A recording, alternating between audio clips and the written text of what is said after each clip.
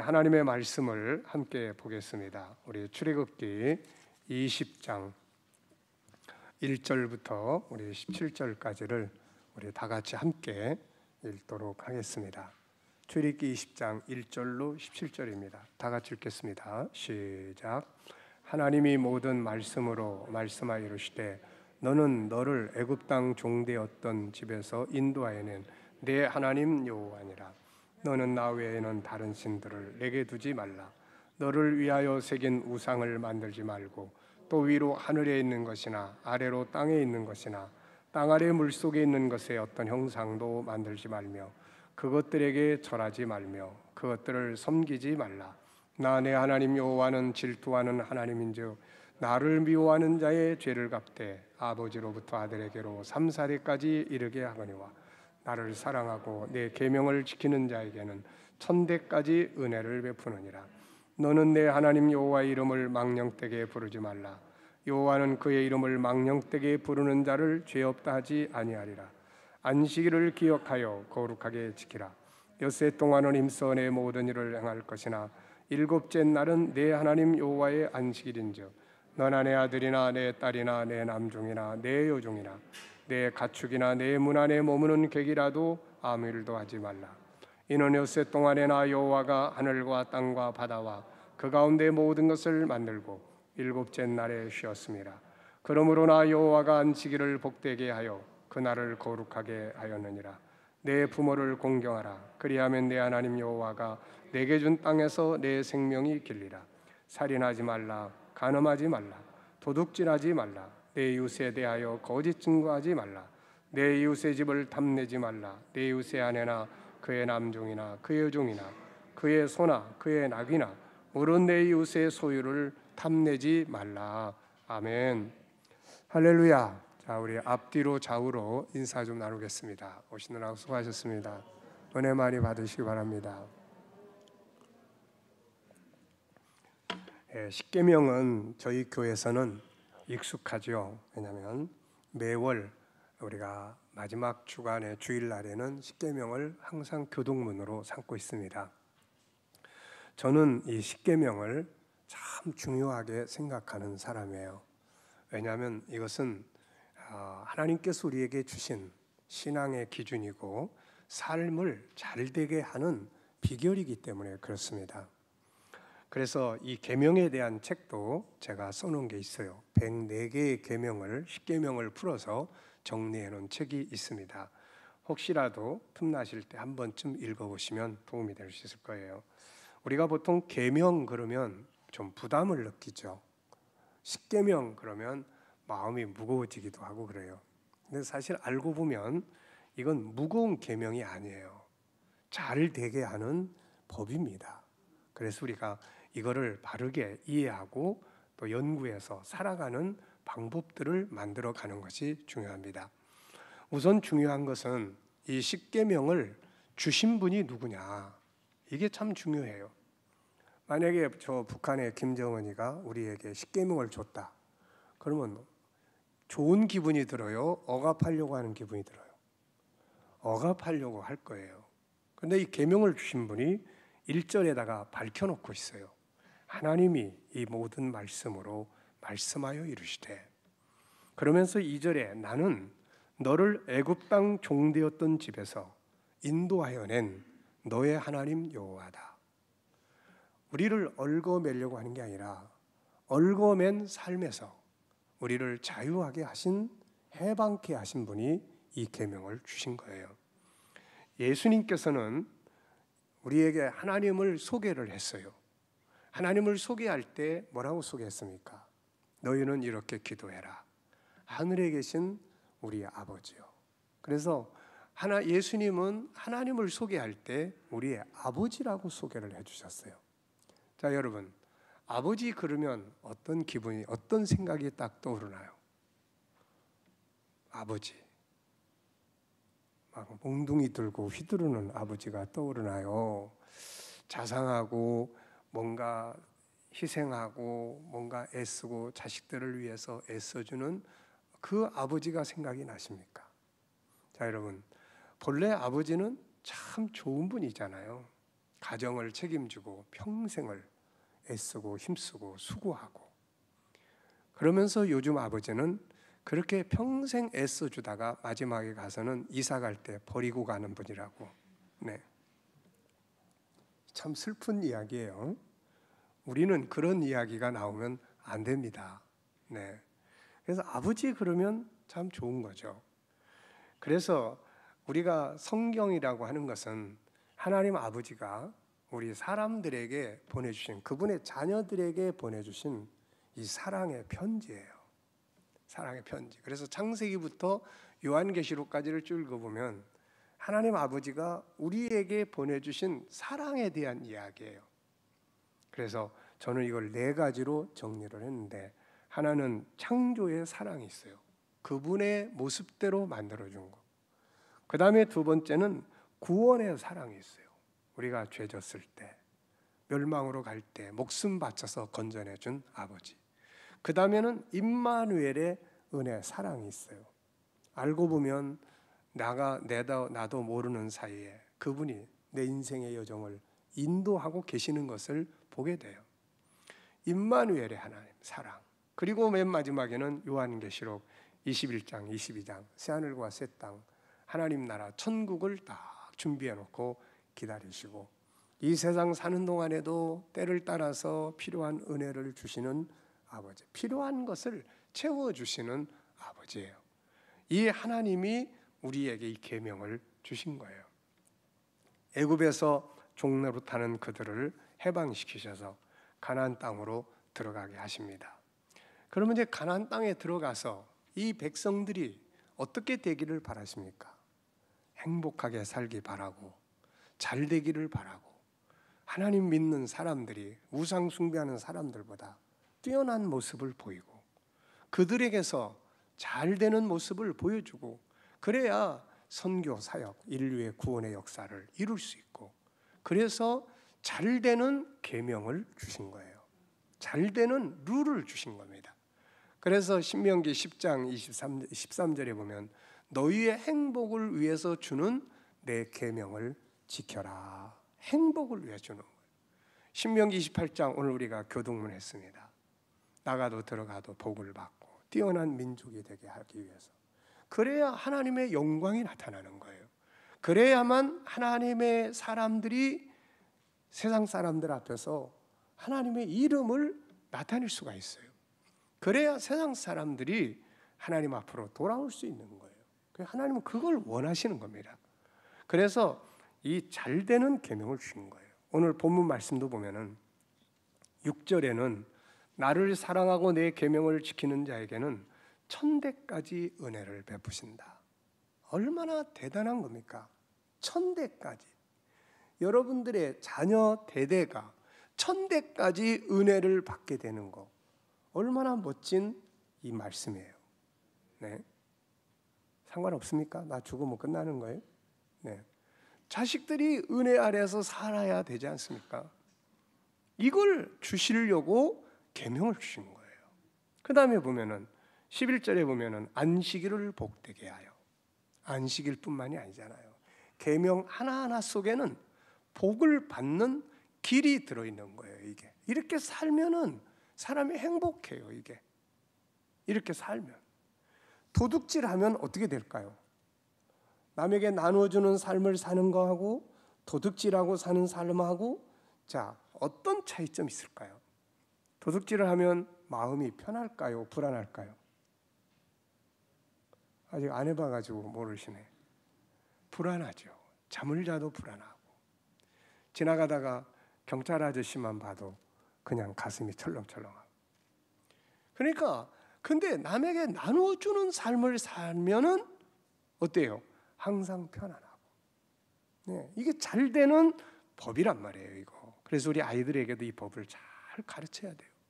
단순하게 이거 하지 마라 이것만이 아니라, 그러면 안 하면 뭘 해야 되나? 한 발짝 더 나아가서 잘 살아가는 방법들을 자세하게 풀어서 가르치고 해야 된다는 거죠. 그리고 세 번째는 하나님이 주신 축복. 12절에 보면은 내게 준 땅에서 내 생명이 길리라. 하나님의 말씀을, 이 계명을 잘 이해하고 이걸 지켜나가면 스트레스를 안 받아요, 사람이. 아까 이야기했잖아요. 도둑질하는 사람, 남에게 놔주는 사람, 맨날 거짓말, 남에게 모략하고 사는 사람, 정직하게 좋은 말, 존귀한 말 하고 사는 사람. 네? 자, 심리적으로도 보면은 이게 이 계명을 지키는 사람은 심리적으로 안정을 갖게 돼 있어요. 이게 평안하게 살게 돼 있습니다. 그런데 이 법을 무너뜨려 버리면 심리적으로도 일단 불안하기 시작해요. 그래서 마음의 병을 많이 앓게 되는 거예요. 장수하리라. 그냥 장수한다 이게 아니라 이 원리가 그렇게 돼 있어요. 이 계명의 원리가. 그래서 이 말씀들을 풀어서 이렇게 살면 우리가 마음 편안하고, 세상에서 제일 무서운 게요, 이 스트레스예요, 이거. 그래서 병원 가면은 의사 선생님이 항상 나보고도 목사님 스트레스 받지 마세요. 네, 스트레스 받지 마세요. 목사는 스트레스를 안 받는 일을 하는 것 같아요. 근데 세상에서 아마 제일 스트레스 많이 받는 게 목사 아닐까 싶어요. 여러분, 제가요, 어떤 때는 나중에는 이거 스트레스 계속 받다 보니까 밤중에 성도들한테 전화만 딱 오잖아요. 심장이 막 뛰는 거예요. 심장이 막 두근두근두근. 네? 또 아침 새벽에 안 나오던 사람이 갑자기 딱 나와. 그 강단의식을 딱 보는 순간 또 심장이 막 뛰는 거예요. 저 뭔 사건이 있지 또? 네. 야, 이게요 보통 일이 아니더만요. 그래서 내가 이 목회하다가 오래 못 살 것 같다. 그래가지고 그만두려고 몇 번 했는데 이거를 좀 연구를 해봤어요. 연구를 해서 은혜롭게 잘 만들면은 이게 너무너무 좋게 바뀌게 돼 있어. 이게 믿습니까? 네. 부부지간에도 마찬가지예요. 어때요? 부부지간의 관계 좋나요? 안 좋으신 분들은 아마 직장에 퇴근하고 집에 들어갈 시간만 되면은 뭔가 이렇게 심장이 뛰는 걸 느낄 거예요, 이게. 그리고 집에서도 마찬가지예요. 남편 들어올 시간쯤 되면은 아내도 갑자기 안 아프던 가슴이 막 아프기 시작하는 거예요. 왜? 압박을 받고 있는 거예요. 압박. 자기도 모르게 지금 압박을 받고 있는 거예요. 그러니까 이 십계명을 잘 연구를 하셔서 이 모든 것에서 해방돼서 장수하는 은혜와 복을 받기를 축원합니다. 이게 이왕이면 세상에 왔으니까 뭐 예수님처럼 특별하게 빨리 가시는 분도 계세요. 그렇지만은 그렇지 않으면은 오래 있으면서 사명 많이 감당을 하고 가야 되죠. 자, 그래서 십계명은 이렇게 우리에게 은혜와 복을 주시려고 하나님 우리에게 주신 겁니다. 그래서 우리가 이 십계명을 항상 생각하고 항상 묵상하고 그리고 구체적으로 생각을 할 수 있어야 돼요. 그럼 이거를 지키려면 이제 우리가 어떻게 해야 될까요? 자, 하나님께서 이걸 지키라고 하셨으니까 1번, 2번은 하나님과의 관계예요. 4번까지. 근데 그 중에서도 1번, 2번은 우리가 우상 안 만들고 우리가 그런 거 안 하니까 하나님 잘 섬기면 되는 거예요. 근데 이제 3번은 하나님의 이름을 욕되게 하지 않도록 해야 되는 거예요. 자, 혹시 이런 말 들어보셨나요? 난 당신을 보니까 당신의 하나님은 거짓말쟁이 같아. 혹시 이런 말 들어보셨나요? 이러면 안 되잖아요. 당신을 보니까 당신의 하나님은 살아계신 것 같아. 혹시 이런 말 들어보셨나요? 이 말 저 말 다 안 들으셨네. 네. 자, 그러니까 하나님의 이름을 욕되지 않게 사는 거. 이러면요, 내가 잘 돼. 한번 거꾸로 놓고 보세요. 하나님의 이름이 욕을 먹지 않게 하려고 내가 모든 것들을 바르게 살아가면 사람들에게 존경을 받아요. 그 사람이 비즈니스를 하면 그 비즈니스 현장이 발전할 수밖에 없어요. 덕을 세우고 하나님 기뻐하게 하고 그러면 다 사람들이 좋아하는 일들이에요, 그게. 그래서 하나님의 이름을 중요하게 생각하고 하나님의 이름을 내가 욕먹지 않게 살아야지. 그러면 내 삶이 잘 될 수밖에 없는 길로 간단 말이에요, 이게. 그 다음에 보면 이제 안식일, 주일 잘 지키고 하나님 앞에 예배드리는 날, 또 하나님의 것 잘 구별해서 하면 되는 거예요. 그 다음에 이제 5번째, 이 뒤에는 이제 사람에 대한 계명이에요. 하나님 사랑, 이웃 사랑. 그래서 이 5번째 계명은 뭐냐면은 부모 공경이에요. 이 부모 공경이 사라지면 부모 자식 간의 관계가 엉망진창이 되는 거예요. 요즘에는 이런 일이 너무 많아요. 자녀들이 부모를 대항하고 부모에게 욕을 하고 폭력을 행하고. 이거 옛날에 이 출애굽기 신명기의 법을 따라서 가면 그런 자녀들은 돌로 다 쳐서 공중 재판을 해가지고 돌로 쳐서 죽게 했어요. 이게 그만큼 하나님이 부모와 자녀 관계를 이렇게 해놓으신 거예요. 그래서 부모 공경을 하면 어떻게 뭐예요? 네가 준 땅에서 장수한다는 거예요. 그래서 우리가 어떻게 하면 부모 공경을 할 수 있을까? 이거를 항상 생각을 좀 해야 돼요. 꼭 뭐 좋은 거 많이 사다 주는 것만이 아니에요. 대화 나눌 줄 알고 또 가까이 할 줄 알고 존중히 여길 줄 알고. 자, 여러분, 전에도 늘 말씀드렸지만 어느 날 방송에서 서비스 왕에 대한 청년을 소개를 했어요. 그 서비스 왕을 소개를 했는데 어떻게 그렇게 서비스를 잘했어요? 이 사람은 이 사람이 서비스를 얼마나 잘하는지 주인이 절대로 이 사람을 안 놓치려고 월급도 많이 주고 집도 그 사람이 살 수 있는 집을 제공해 주고 그러잖아요. 사람이 재산이니까 사람 때문에 기업이 잘 되고 사람 때문에 망하고 그러는 거니까. 그래서 어떻게 이렇게 했냐고 해서 방송에 나왔는데 이 사람 하는 이야기 그거예요. 자기 어머니 아버지가 지적 장애인이에요. 그래서 이분들을 어떻게 기쁘게 해줄 수 있을까? 어떻게 기쁘게 해줄 수 있을까를 이 아들이 책을 보면서 연구를 했어요. 공부를 했습니다. 이런 사람들한테는, 이런 특징을 가진 분들한테는 어떻게 해야 기쁘게 될 수 있는지 이거를 연구를 해서 그렇게 했어요. 그런데 이게 사회에 딱 나오니까 서비스를 잘하는 사람이 된 거예요. 서비스를. 그래서 그 사람은 어머니 아버지를 그렇게 하다가 그래서 내 어머니와 아버지를 기쁘게 하라. 그래야면 네가 복을 받고 장수한다고 말씀을 하신 거예요. 여러분, 삶이 가정이나 바깥에나 다를 게 아무것도 없어요. 여기서 훈련하면 여기 나가 잘 되고 하는 겁니다. 자, 그 다음에 보면은 살인하지 말라고 그랬어요. 사람을 죽이는 것은 요즘에 사람들이 폭력적인 게 많아요. 그래서 사람을 많이 해하기도 하는데 문제는 예수님은 단지 사람을 이렇게 뭐 죽이는 것만이 아니라 마태복음 5장에 보면은 분노하는 자는 심판을 받는다. 그러니까 분노를 조절하지 못해서 쏟아내면 이게 사람을 고통스럽게 하는 거죠. 그리고 라가라 하는 자, 미련한 놈이라는 자, 이런 말들을 요즘에는 언어 폭력이라고 합니다. 그래서 우리 성도들은 살인하는 게 아니라 사람을 치유하고 살리는 삶을 살아가도록 해야 돼요. 사람을 나하고 대화 나누고 나하고 같이 살다 보니까 건강해져. 사람이 치유가 돼. 이런 삶을 우리가 살아가야 돼요. 믿습니까? 그래서 말만 잘해도 사람은 치유가 되게 돼 있어요. 내가 조금만 나를 내려놓고. 그래서 이 살인하지 말라는 계명을 우리는 그렇게 구체화해서 지키면 모든 게 다 좋아지는 거예요. 그 다음에 보면 간음하지 말라. 자, 이 간음은 가정을 지키는 아주 중요한 법이에요. 이게. 자, 그런데 간음하지 않으려면 어떻게 해야 합니까? 가족관계, 특히 부부관계가 건강해야 돼요.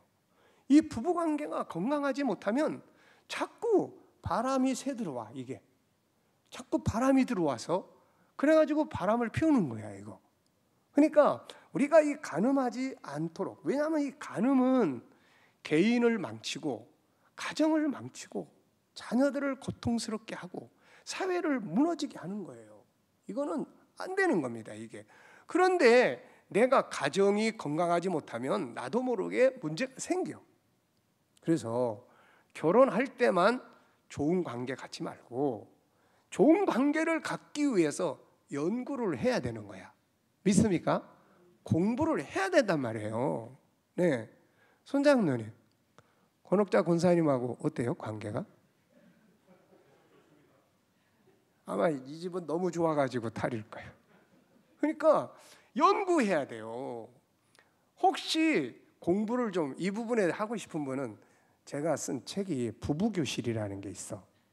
갖다가 읽어보시면 부부가 좋아질 수 있어요. 어때요? 전부 그렇게 살면 행복하게 되는 거야. 이게 사람이요 자기 마음에 맞아가지고만 사는 게 아니야. 나도 우리 사모님하고 진짜 많이 싸운 사람이에요. 근데 맞춰가면서 사는 거야. 나를 내려놓고 내가 좀 막 성질내면은 우리 집사람이 또 다 이렇게 낮춰주고, 우리 집사람이 또 성질내면 이제 내가 좀 낮춰주고, 그러면서 사는 거지. 이게 무슨 딱 맞아가지고 세상에 그렇게 많은 사람이 어디 있습니까 이게. 그러니까 그렇게 해서 만들어 나가는 거예요. 그러니까 행복한 거야. 얼마나 좋은지 모릅니다 이게. 그 다음에는 도둑질하지 말라고 그러네요. 도둑질하지 말라. 도둑질 하고 싶어서 하는 게 아니에요. 너무 힘들고 어려우면 나도 모르게 그러는 거야. 그래서 이 도둑질하지 말라는 계명을 지키려면 내가 부지런하고 성실하고 창의적으로 해서 내 삶을 안정되게 만들어야 돼요. 안정되게. 그래서 이 도둑질하지 말라는 계명은 열심히 살아서 너의 삶을 안정되게 만들어라. 안정되게. 그리고 나눠줄 수 있도록 비전을 갖고 살아라. 이거를 말씀하고 있는 겁니다. 믿습니까? 특히 우리 성도들은요, 이거 하나 꼭 기억해야 돼요. 제가 이런 말 엄청 많이 하는데, 지금 여러분들이 가지고 있는 재능만을 가지고 자꾸 세상을 살려고 하지 마시고 여기다가 알파 플러스를 시키란 말이에요. 자기 세상에서 제일 골치 아픈 게 뭐냐면 자기 고집이에요. 이거 자기만이 가지고 있는 고집, 그 다음에 고정관념, 이 틀이 내 인생을 그렇게 딱 가둬놓고 있어요. 얼마든지 여기서 벗어날 수 있단 말이에요. 얼마든지 더 뛰어넘을 수 있다고요. 이게 우리가 하나님이 우리 안에 담아주신 재능이 이게 얼마나 많습니까? 그래서 제가 이 우리 아이들에게 그 눈을 열어주려고 이 GTS를 하고 있는 겁니다. 이거. 그러니까 우리 아이들, 청소년들, 우리 어른들도 마찬가지예요. 그래서 뭘 하시든지 간에 그런 부분들에 대해서 얼마든지 더 자기 가진 능력을 더 만들어 나갈 수 있도록 하면 발전할 수 있습니다. 그래서 우리들이 나눠줄 수 있어야 되죠. 그 다음에 이제 9번째는 내 이웃에 대하여 거짓 증거하지 마라. 이거요, 거짓말, 이거 신뢰받는 건데 신뢰를 받도록 해라는 거거든요. 이게 거짓말을 자꾸 하다 보면 나중에 신뢰가 떨어져 버려요. 여러분, 세상 살아가는데 정말 중요한 자산이 뭔지 아세요? 그게 신뢰입니다. 신뢰예요. 저 사람한테 1억을 맡길 수 있냐? 저 사람한테 10억을 맡길 수 있냐? 저 사람한테 100억을 맡길 수 있냐? 자, 우리 옆에 계신 분들 한번 보실래요? 옆에 한번 보세요. 누가 앉아 계십니까? 그분한테 10,000원 맡길 수 있어요? 10,000원.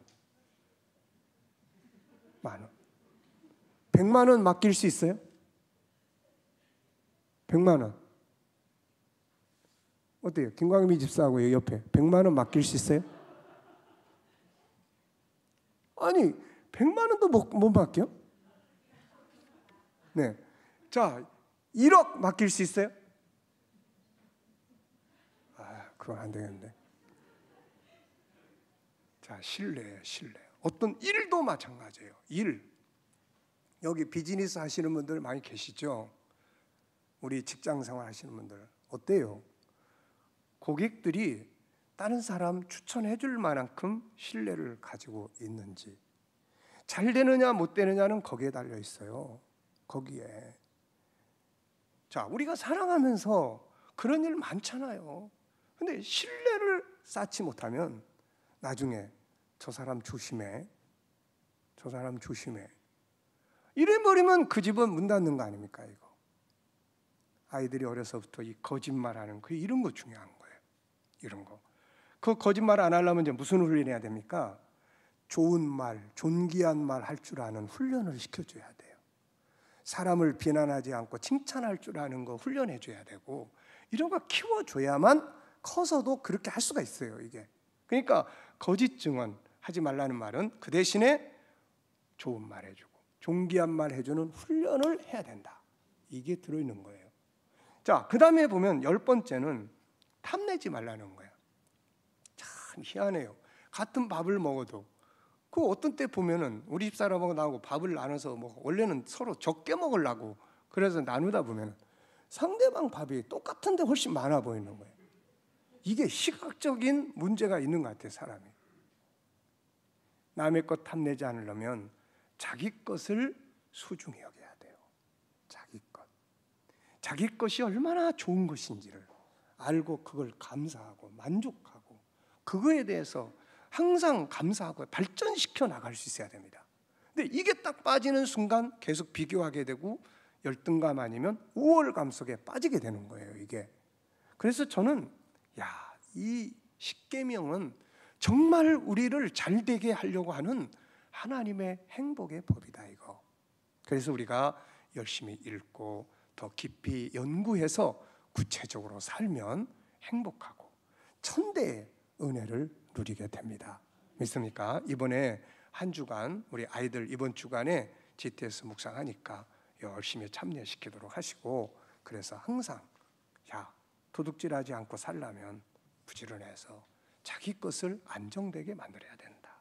자기 거 안정되게 만들기 위해서 재능도 개발하고 할 수 있는 게 얼마나 많습니까? 이 법을 실천하기 위해서 삶에서 해야 될 일이 참 많아요. 근데 그런 거 하다 보면은 이게 놀라운 발전을 가져오게 됩니다.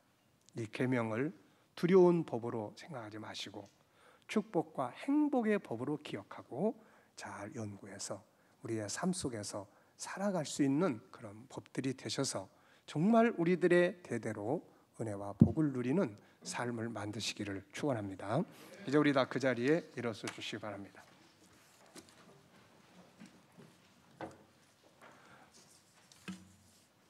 기도하겠습니다. 영원하신 우리 아버지 하나님, 이 좋은 계명을 우리에게 주심을 감사합니다. 이것을 늘 기억해서 하나님, 우리 주의 백성들의 가정이 건강하고 부부관계가 건강하고 부모 자식 관계가 건강하고 또 저희들의 삶이 안정되고 남에게 구워주고 나누어주며 또 저희들이 서로를 존중하고 자기에게 주어진 복이 얼마나 소중한 것을 깨달아서 더 발전시키는 이런 행복과 축복의 삶이 있게 하여 주시옵소서. 지금은 우리 구주 예수 그리스도의 은혜와 하나님 아버지의 무한하신 사랑과 성령님의 충만하신 은혜가 오늘도 하나님의 성전에 모여 또 각 가정에서 예배드리는 모든 성도들 가운데 이제부터 영원히 함께 하옵시기를 간절히 축원하옵나이다. 아멘.